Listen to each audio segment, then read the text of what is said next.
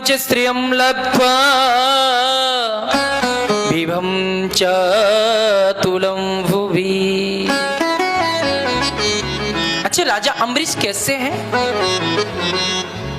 सप्तद्वीपवती महिम, पूरी पृथ्वी के चक्रवर्ती सम्राट, चक्रवर्ती सम्राट है राजा अम्बरीश। विवाह किया है, लेकिन करते क्या है राजा? भगवान की सेवा पूजा करते हैं, भगवान का पूजा करते हैं, भगवान की आराधना करते हैं। पत्नी है, वो भी धर्म परायण है, वो भी भक्ति परायण है, वो भी राजा अम्बरीश की तरह भगवान की भक्ति करती है। राजा करते क्या है? राजा स्वयं ठाकुर जी के लिए अन्न पीसते हैं। आटा पीसना है तो स्वयं, ठाकुर जी के भोग प्रसाद रसोई बनाते हैं तो स्वयं बनाएंगे, ठाकुर जी की सेवा पूजा करेंगे स्वयं करेंगे, ठाकुर जी के बर्तन धुलाई करना है तो स्वयं करना है, ठाकुर जी के लिए तुलसी लेकर के आना है, फूल चंदन लेकर के आना है, स्वयं लाएंगे, दूसरे से हाथ नहीं लगाने देंगे। राजा अम्बरीश चक्रवर्ती सम्राट होकर के भक्ति करते हैं। हम लोग अपने घर के भी सम्राट नहीं है, फिर भी भक्ति करने से डरते हैं। चक्रवर्ती सम्राट है राजा। माता जी हो गया,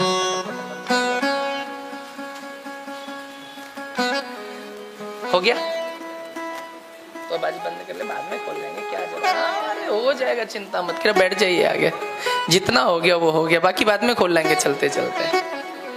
हाँ, बोलो राधे राधे राधे। चक्रवर्ती सम्राट है राजा अम्बरीश। राजा अम्बरीश राजा होकर के एकादशी भी करते हैं।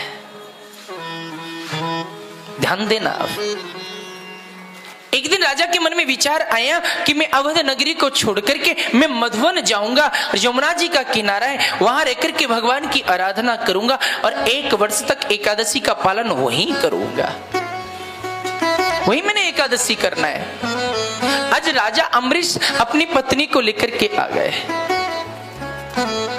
और वहां आकर के एकादशी व्रत का संकल्प ले लिया। यहां जो मुझे लगता है जो गौड़िया मठ में जुड़े वही एकादशी करते होंगे,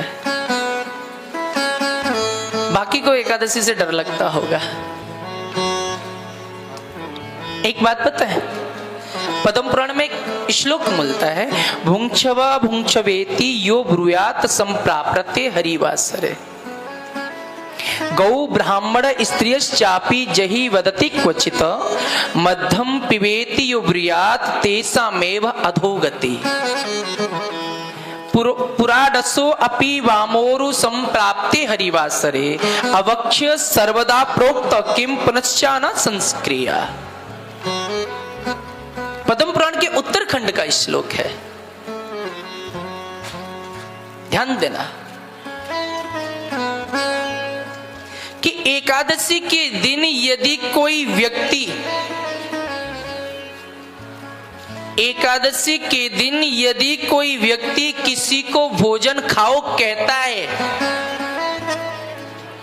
या भोजन खिलाता है, जितना गौ हत्या, ब्रह्म हत्या, स्त्री हत्या, मदिरापान करने से जो पाप लगता है वो एकादशी के दिन अन्न खाने से और खिलाने से लगता है।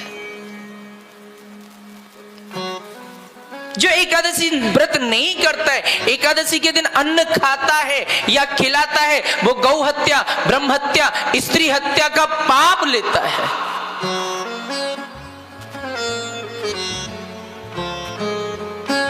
और जो एकादशी के दिन दूसरे को अन्न खाने की प्रेरणा देता है वो पाप की गति भोगता है। यानी कानी च पापानी ब्रह्म हत्यादिकानी च। छोटे से छोटे और बड़े से बड़े जितने भी पाप होते हैं वो एकादशी के दिन अन्न में वास करते हैं। छोटे से छोटे और बड़े से बड़े जो भी पाप होते हैं वो एकादशी के दिन अन्न में वास करते हैं, और जो एकादशी के दिन अन्न खाता है वो पाप ग्रहण करता है, उसकी कभी मुक्ति नहीं हो सकती। ये हम नहीं कह रहे, ये पद्म पुराण कह रही है।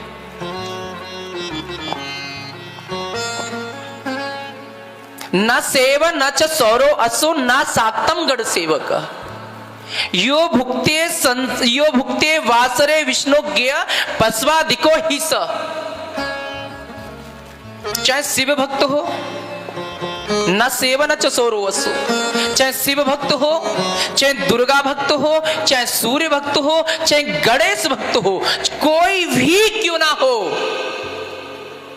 एकादशी के दिन एकादशी व्रत नहीं करता है, अन्न ग्रहण करता है, वो पाप खाता है, वो पाप का भागी होता है।